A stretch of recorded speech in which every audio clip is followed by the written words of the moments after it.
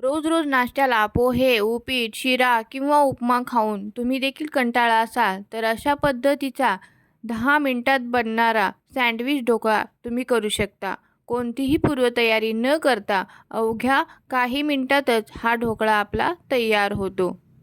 ढोकळा बनवण्यासाठी मी इथे 2 वाटी बारीक रवा घेतलेला आहे. 1 वाटी ताजं दही घ्यायचं आहे. चवीपुरतं मीठ घालायचं आहे आणि 2 चमचे तेल घालून याला छान अशी मिक्सरमध्ये बारीक पेस्ट तयार करायची आहे. आता चटणी बनवण्यासाठी साखर, जिरं, लिंबू आणि फुटाणे सोबतच कोथिंबीर, 5 ते 6 लसणाच्या पाकळ्या, कढीपत्ता आणि 1 हिरवी मिरची घालून छान अशी याची बारीक पेस्ट तयार करायची आहे. आता एका पॅनला छान असं तेल लावून घ्यायचं आहे आणि 3 बॅचमध्ये आपण हे बॅटर तयार करणार आहोत. एका बॅचमध्ये जी पुदिन्याची चटणी आहे ती यामध्ये मिक्स करायची आहे.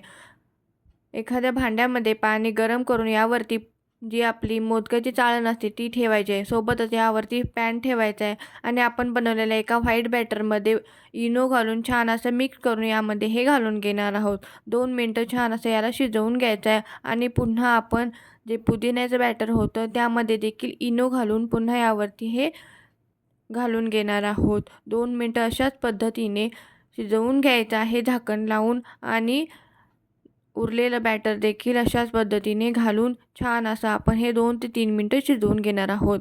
आता याला तडका देण्यासाठी मोहरी, कढीपत्ता, हिरवी मिरची, हिंग घालून छान असे खमंग फोडणी तयार करायची आहे. वरून कोथिंबीर टाकायची आहे आणि तयार आहे आपला खमंग सँडविच ढोकळा. रेसिपी कशी वाटली कमेंट करून नक्की सांगा. व्हिडिओ आवडल्यास व्हिडिओला लाईक करा, शेअर करा. जर चॅनेलवरती नवीन असाल तर चॅनेलला सबस्क्राईब करायला विसरू नका. नाश्त्यासोबत खा किंवा इतर वेळी इव्हनिंग स्नॅकमध्ये खा.